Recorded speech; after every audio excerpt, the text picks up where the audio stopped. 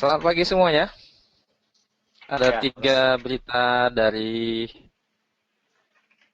Jerman, Australia, dan konsorsium Dewan Uni Eropa. Dari Jerman, presiden dari Whitman Speak ya, yang menyatakan kebijakan moneter yang cukup agresif tidak akan melukai dari pertumbuhan ekonomi. Ini menurut Jerman Boba, Presiden Whitman. Kemudian dari Australia,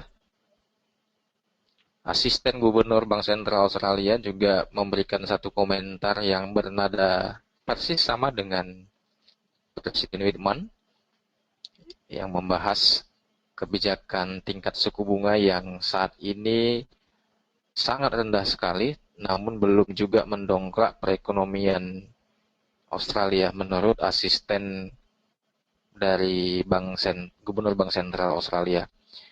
Sedikit banyak menimbulkan tanda tanya dari audiens pada waktu pidato tadi malam, waktu kemarin sore, waktu Australia tentunya malam itu. eh, Pidatonya itu mengangkat masalah topik pertumbuhan ekonomi walaupun tingkat suku bunga yang rendah belum memicu pertumbuhan. Nah, ini yang menjadi pertanyaan audiens, sampai kapan lagi kebijakan suku bunga rendah yang diterapkan oleh Australia saat ini bisa mendongkrak perekonomian di sana. Saya kira tidak ada banyak pembahasan lebih detail dan terperinci dari eh, asisten gubernur Bank Sentral Australia ini, dikarenakan ini kan pernyataan dari sebuah pertemuan yang rutinitas dilakukan di universitas apa begitu untuk reunian dari mahasiswa-mahasiswa eh, ekonomi dan pertanian di Australia sana ya. Kemudian dari ECB akan menekan lebih lanjut kebijakan-kebijakan yang diinginkan oleh negara-negara donatur agar Yunani patuh akan kebijakan itu. Nah, teman-teman semua, nanti hari Jumat saya akan coba rilis lebih detail apa yang sebenarnya terjadi dan apa yang menyebabkan Yunani bisa separah ini dan mengapa negara donatur ngotot untuk memberikan aturan kepada pemerintahan dari Yunani. Saya usahakan di hari Jumat nanti saya akan berikan satu penjelasan kenapa Yunani sedemikian rupa. Ditambah lagi dari Swiss, laporan dari Purchasing Price Index, Price Producer Index, ini angkanya negatif 0,8% ya. Sebenarnya dari minus 2,1 harusnya ini positif ya. Dari minus, sebentar.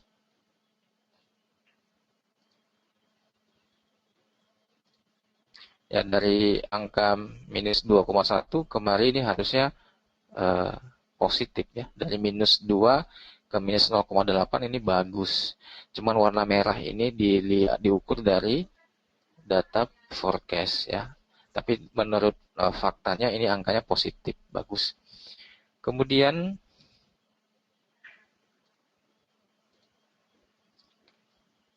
dari Kanada min 2,7 ke minus 2,1 manufacturing sales ya.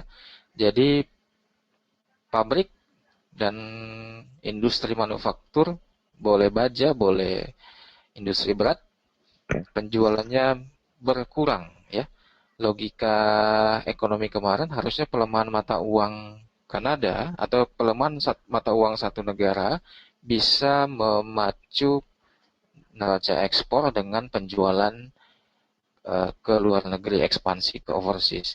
Namun yang terbaca dari Kanada, angkanya malahan negatif. Nah, ini ada satu kontradiksi dari pemahaman kita selama ini. Lemahnya nilai tukar itu bisa memacu ekspor.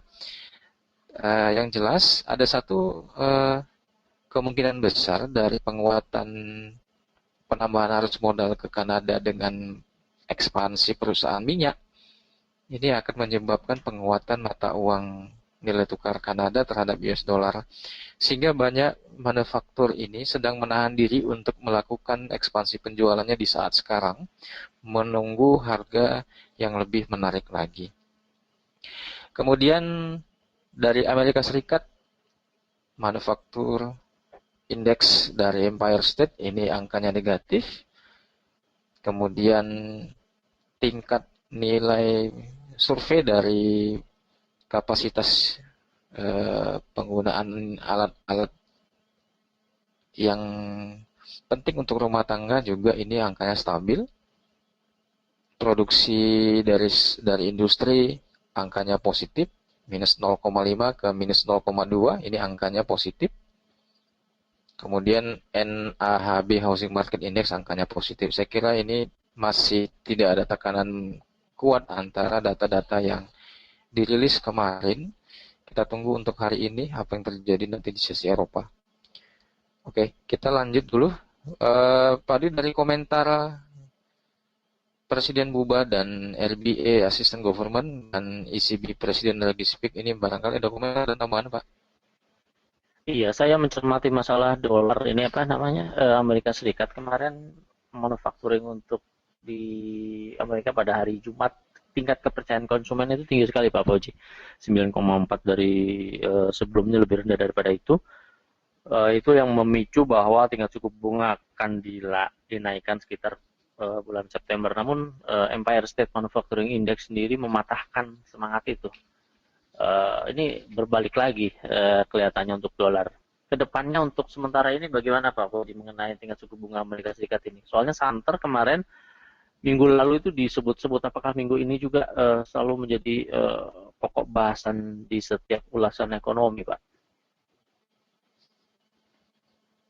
Pakar di Indonesia mungkin barangkali di atas rata-rata kita, Pak ya, Pak Fauji Ihsan sudah memberikan satu statement dengan lugas bahwasanya The Fed tidak akan naikkan tingkat suku bunga di tahun ini. Saya tidak mau melangkahi Pak Fauji Ihsan, saya kira kita follow dulu apa yang dikatakan Pak Fauji Ihsan. Untuk kemungkinan tingkat suku bunga, menurut hemat saya sedang menanti di bulan Juli ya, karena seringkali ada kejutan-kejutan dari Amerika Serikat setelah Independence Day atau di seminggu sebelum Independence Day. Nah, biasanya seminggu setelah Independence Day itu di awal pekan bulan Juli, setelah tanggal 4 Juli, sesudah ulang tahun kemerdekaan Amerika Serikat, akan ada kejutan-kejutan yang sudah dipersiapkan dari pemerintahan Amerika Serikat. Untuk sementara Pak Dwi, kita mengikuti dulu arus dari tekanan data, kemudian dari komentar ahli kita, Pak Fauzi Ihsan, kemungkinan The Fed tidak akan menaikkan tingkat suku bunga, ya, supaya kita tidak khawatir atau kita memang agak sedikit tenang.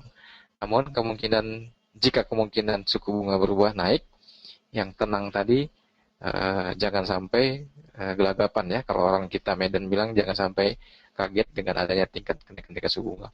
Oleh karena itu, buat dua skenario untuk kemungkinan perubahan tingkat suku bunga.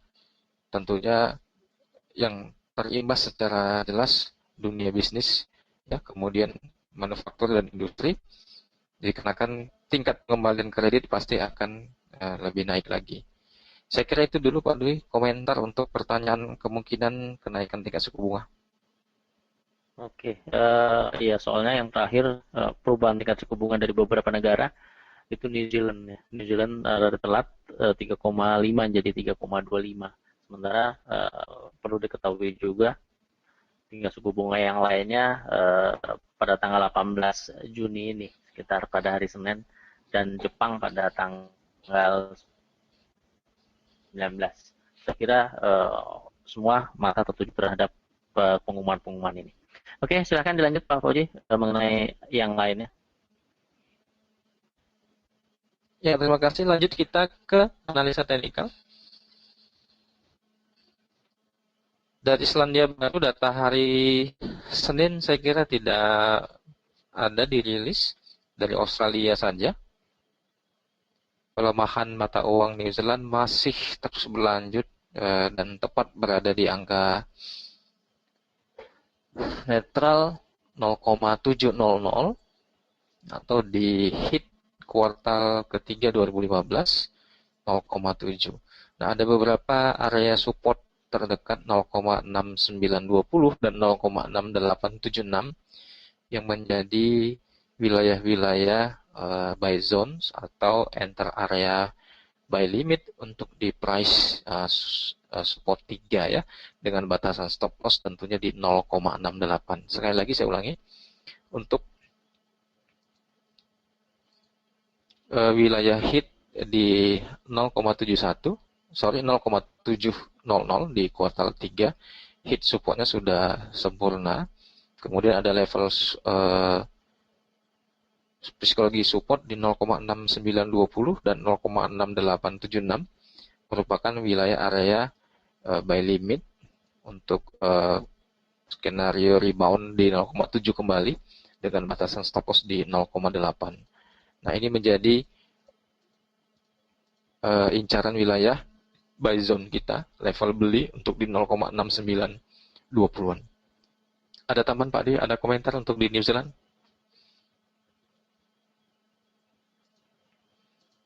Nampaknya Pak Waji sekarang memainkan strategi untuk counter trend Pak ya di 0,69 0,70 ya, tren dalam keadaan drop kemudian memanfaatkan pantulan harga di bawah di support di 0,69 ya. Silakan Pak. Oke, di Australia setelah formasi double bottom, harapan kita market membentuk pola formasi W, namun tidak breakout di atas 0,78. Sekarang perlahan-lahan kembali menyentuh area 0,77 dan 0,76. Nah, wilayah area ini merupakan konfirmasi untuk continuous trend penurunan lebih lanjut, ya. Ini konfirmasi area penurunan lebih lanjut dengan batasan stop loss untuk hari ini di 0,7757 dan 0,7807. Ini adalah end of the game dari downtrend Aussie. Sehingga formasi wilayah area sekarang untuk strategi buy on spot, sell on the spot Aussie dollar, rekomendasi terbaik untuk hari ini dengan target penurunan ke wilayah 0,75 dan batasan resiko maksimum di 0,7807. Oke, untuk selanjutnya di USDN setelah formasi penurunan yang breakout, kemudian ada koreksi di sini. Mari coba kita lihat lebih detail ya. Dari time frame kecil 4 jam ya, wilayah area harga untuk di yen kembali di atas 124 ya. Masuki wilayah tengah dari previous support dan menjadi resisten sekarang. 124 kembali di situ. Mari kita lihat dari forecast kuartal ketiga 2015 ini, di mana angka tengah kita adalah di 124 sesuai dengan ekspektasi, dengan formasi kenaikan jangka menengah dan jangka panjang, sehingga bagi teman-teman untuk wilayah penempatan posisi buy limit kembali di wilayah 123.07 atau di 124 juga boleh, tapi terlalu berisiko dikarenakan harga ini adalah harga tengah ya. Harga tengah dengan tingkat probabilitas 50% naik dan tingkat probabilitas 50% turun. Nah, sehingga untuk di USD Japanese Yen, rekomendasi posisi limit wilayah yang paling baik adalah di 123.00 atau di 123.07. Tepatnya di wilayah ini menjadi wilayah incaran posisi buy limit yang terbaik. Di angka 124 di angka harga sekarang, rekomendasi untuk dari saya adalah wait and see. Kita lanjut. USD Swiss dengan data yang dirilis tadi ya kemarin, pergerakan dari mata uang Swiss dollar kemudian euro dollar sama juga, saya kira masih dalam konsolidasi sideways Dan ini juga strateginya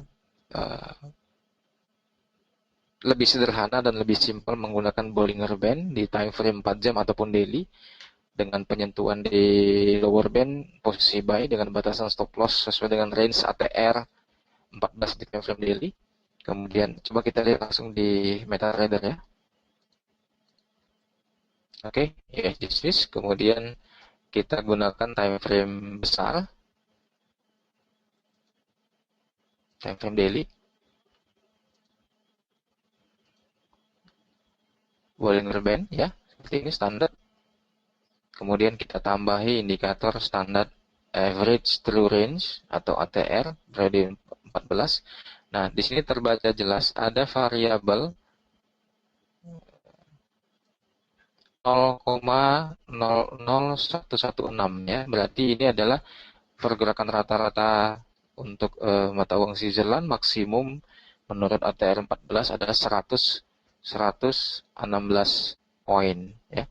Ya, kalau kita ukur dari MetaTrader sendiri, dari wilayah Bollinger Band ke Bollinger Band, ini ada 268. Kalau kita bagi dua kurang lebih 134 ya, 134 kurang lebih wilayah maksimum penyentuhan Bollinger Band-nya tepat di lower band dan middle band. Nah, mari kita perkecil time frame di 4 jam. Seperti ini. Dengan strategi buy on support dan sell on resistance, maka formasi strategi untuk buy limit tepat berada di wilayah lower band di sini, posisi buy dengan batasan stop loss di previous bar yang paling rendah.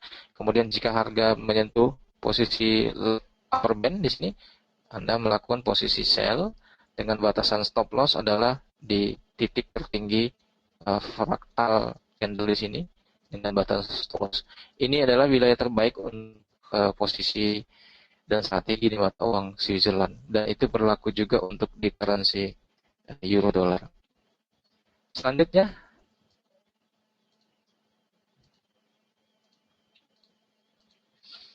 di pound sterling, setelah ada prediksi kita untuk pelemahan US dollar,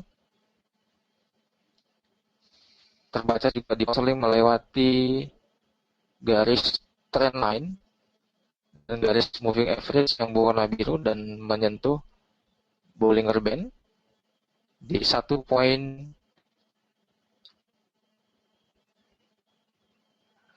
sekian ya, saya kira ini Pak Dwi. Dan ini adalah ceiling atau top level dari pergerakan mata uang pound sterling terhadap dolar dalam 1 bulan terakhir ya, setelah melakukan kenaikan di 1,58. Nah, oleh karena itu untuk di pound sterling, walaupun ada kontradiksi dari pelemahan dolar, harusnya pound sterling mengalami penguatan, ini ada potensi kemungkinan market ada koreksi-koreksi ya. Apakah nanti menyentuh di trend line MA yang berwarna biru atau yang berwarna kuning ini ya.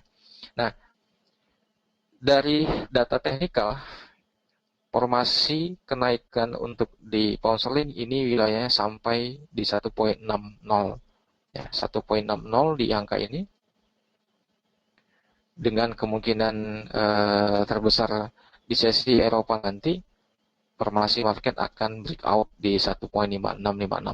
Nah, ini yang harus dijaga sehingga untuk skenario mata uang pound sterling wilayah 1,5656 dan 1,5486 merupakan ranging area untuk menanti strategi breakout di pound sterling dolar. Jika lewat di atas maka continuous up, dan jika memasuki teritori 5486 maka kemungkinan akan terjadi bearish kembali. Ini untuk di pound sterling, kita menanti atau kita memasang jebakan candle up dan candle down ya. Ini untuk di pound sterling. Oke, selanjutnya di emas 1180 angka netral, bagi Anda yang ingin melakukan eksekusi di posisi emas, di antara 1180 dan 1169 adalah incaran wilayah buy limit terbaik ya. Sehingga di wilayah 1169 dan 1180 ini adalah wilayah teritori harga yang kita incar untuk posisi penempatan buy limit. Nah, ini yang menjadi level-level harga terbaik beli dengan batasan stop loss di 1165 ya. 1164 atau di 1165. Ini adalah batasan stop loss. Karena di 1153 ini psikologi level crucial price. Jika market melewati angka ini, maka kemungkinan ada hal yang tak terduga dari pergerakan harga emas. Oleh karena itu ini batasan wilayah kita. Walaupun optimisme kita untuk di emas masih tetap terjaga hingga 1200 kembali. Baik. Teman-teman semua, barangkali kalau ada pertanyaan sambil mendengarkan dan melihat briefing kita pagi hari ini, silakan untuk menuliskan pertanyaan atau melalui moderator di kolom chat. Untuk di USD Kanada, dari penurunan kemudian koreksi sampai di 1.23 sekian. Nah, ekspektasi kita adalah penurunan lebih lanjut. Dari formasi breakout area ini ya, breakout area, kemudian sekarang di wilayah teritori negatif, namun belum melakukan continuous breakdown ya, untuk di USD Kanada. Nah, walaupun estimasi kita dari wave dan pattern A, B, C, dan 1, 2, 3 ini untuk di USD Kanada lebih lanjut mengalami penurunan, tentu ini akan terjadi tahanan harga di wilayah 1.21 dan 1.2200 ya. Ini merupakan wilayah uji yang menjadi incaran kita di mata uang Kanada. Selanjutnya kalau kita lihat dari forecast, untuk di USD Kanada 1.2200 adalah tepat menjadi bottom line dari kuartal ketiga 2015. Saya kira ini yang menyatakan market secara umum masih menguat untuk dolar adalah dari currency USD Kanada ini dengan batasan trendline moving average ya di sini, sehingga kemungkinan ini masih naik. Tapi secara umum dari keadaan penurunan ini kemudian lanjutan koreksi yang masih tipis masih memberikan harapan kita untuk di USD Kanada kemungkinan menyentuh di 1.2200. Namun untuk rekomendasi sementara ini kita wait and see dulu. Strategi hit and run untuk di USD Kanada adalah copy. Untuk di oil masih dalam rentang wilayah harga 61,8 dan 56.82 ya. Kemarin sempat mengalami penurunan sampai di wilayah 58. Saya kira kalaupun mengalami penurunan kembali, angka tengah netral kita untuk di oil masih kembali tetap ke 59, kemudian melakukan sideways dan seterusnya menaikkan dan mengalami penurunan. Nah, untuk pergerakan moving average juga kembali flat. Kemudian untuk MACD juga volume histogramnya juga masih terlalu kecil. Oleh karena itu untuk konfirmasi di oil kita masih menggunakan angka level 61,8 dan 56,82. Demikian morning briefing dari Medan, bisa disimpulkan Pak Dimi.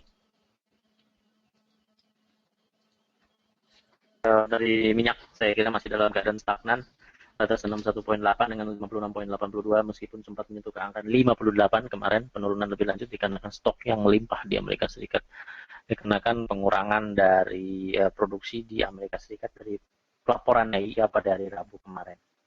Kemudian di dolar Kanada, kesimpulan yang kita bisa dapat adalah masih dalam keadaan di 1.22 dengan buy limit dari kuartal ketiga. Kemudian yang menarik dari beberapa bahasan tadi menurut saya adalah dolar Swiss, Pak Fauji. Dolar Swiss mengingatkan kita kembali dengan lonjakan harga atau lompatan harga, lebih tepatnya disebut seperti itu, dikarenakan perubahan terhadap tingkat suku bunga ini membawa pengaruh yang cukup jelas dari beberapa currency. Ternyata saat ini dolar Swiss mempunyai karakter stagnan. Beberapa waktu yang lalu kita mengenal karakter stagnan dialami oleh euro pound sterling. Namun sekarang terlihat di dolar Swiss dengan penggunaan margin yang tidak terlalu besar di Monex ya, dolar Swiss saya kira cukup menarik untuk diikuti dengan mempergunakan Bollinger Band high dan low atau maksimum dan minimum dari Bollinger Band. Saya kira cukup ampuh untuk transaksi kita ke depan dengan batasan saat ini yaitu kisaran 0,99 hingga ke 0,92. Kita bisa lihat batasan-batasan yang tidak terlalu besar dari pergerakan harga ini dengan beberapa time frame. Saya kira tidak terlalu beresiko dengan batasan stop loss tentunya. Kemudian di dolar yen, strategi yang dilaksanakan adalah control trend juga dengan posisi buy limit di 123 dengan batasan take profit 124. Kemudian di Australia dollar terhadap US dollar, trend masih dalam keadaan turun. Kemudian counter trend juga saya kira di 0,7707. Kemudian di 0,75 sebagai batasan cut loss. Kemudian di New Zealand dollar terhadap US dollar juga hampir sama dengan counter trend di 0,700 ya. Kemudian yang lainnya saya kira ke depannya atau minggu ini masih berfokus terhadap perubahan tingkat suku bunga pada hari Kamis besok, yaitu tentang Swiss yang diperkirakan masih akan tetap sama di minus 0,75. Kemudian pada hari ini saya kira pengumuman terhadap tingkat inflasi di Inggris menjadi pokok perhatian utama. Selain di Australia, yaitu mengenai monetary policy yang akan diadakan sudah diadakan masih berkelanjutan di jam 8.30. Demikianlah morning briefing kali ini. Kita sudahi sampai di sini. Semoga seluruh informasi dapat bermanfaat dan dapat dimanfaatkan oleh para sales untuk memberikan informasi ke calon nasabah dan nasabah dari PT Monex Invest Indo Futures. Selamat pagi dan selamat bekerja.